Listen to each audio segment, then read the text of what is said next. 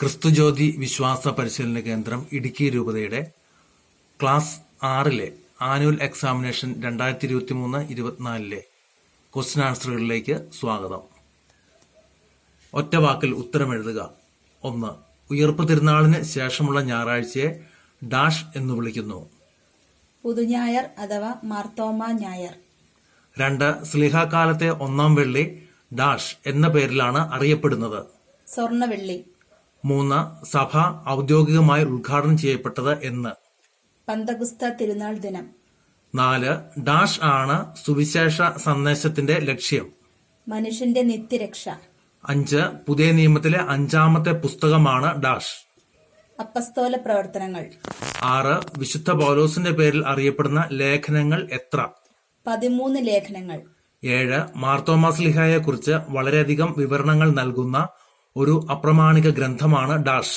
തോമയുടെ നടപടികൾ. 8. മാർത്തോമാ ശ്ലീഹ ഭാരതത്തിൽ എത്ര പള്ളികൾ സ്ഥാപിച്ചു എന്നാണ് പരമ്പരാഗതമായ വിശ്വാസം? 7 പള്ളികൾ. 9.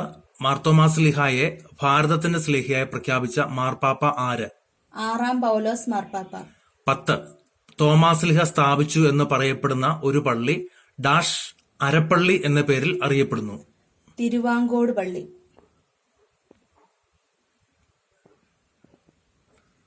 ചേരുംപടി ചേർക്കുക. പരിശുദ്ധാത്മാവിന്റെ സുവിശേഷം. അപ്പസ്തോല പ്രവർത്തനം. കാതോലിക ലേഖനങ്ങൾ. 7. കൈത്ത. വേനൽക്കാലം. വെളിപാട്. യോഹന്നാൻ ശ്ലീഹ. ദിദിമോസ്. തോമാസ് ശ്ലീഹ. ബൈബിൾ വാക്യം പൂരിപ്പിക്കുക. 16. എന്റെ ഏറ്റവും എളിയ ഈ സഹോദരരിൽ ഒരുവന് ഡാഷ്. നിങ്ങൾക്കിത് ചെയ്തു കൊടുത്തപ്പോൾ എനിക്ക് തന്നെയാണ് ചെയ്തു തന്നത്. 17. ഡാഷ് എന്നിവയിൽ സദാ താൽപര്യപൂർവ്വം പങ്കുചേർന്നു. അവർ അപ്പസ്തോലന്മാരുടെ പ്രബോധനം, കൂട്ടായ്മ, അപ്പം മുറിക്കൽ, പ്രാർത്ഥന എന്നിവയിൽ താൽപര്യപൂർവ്വം പങ്കുചേർന്നു. 18. നിങ്ങൾ ലോകമെങ്ങും പോയി ഡാഷ്. എല്ലാ സൃഷ്ടികളോടും സുവിശേഷം പ്രസംഗിക്കുവിൻ. 19. നീ എന്നെ കണ്ടതുകൊണ്ട് വിശ്വസിച്ചു ഡാഷ്. കാണാതെ തന്നെ വിശ്വസിക്കുന്നവൻ ഭാഗ്യവാന്മാർ. 20. ഡാഷ് നിങ്ങളുടെ വിശ്വാസവും വ്യർത്ഥം. ക്രിസ്തു ഉയർപ്പിക്കപ്പെട്ടില്ലെങ്കിൽ ഞങ്ങളുടെ പ്രസംഗം വ്യർത്ഥമാണ്. നിങ്ങളുടെ വിശ്വാസവും വ്യർത്ഥം.